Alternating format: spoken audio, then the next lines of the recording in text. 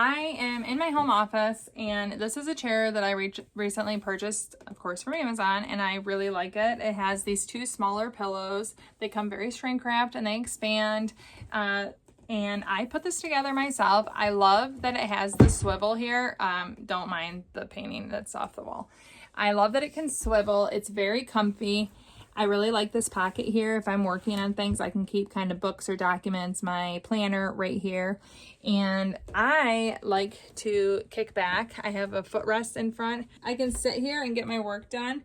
And I have so much room across my lap that it's easy to have my laptop, different things that I'm referencing, but stay really cozy. I ended up replacing my computer chair with this because I have a desktop in front of me, but I also use my laptop a lot, and I want to be able to be comfortable when I'm sitting.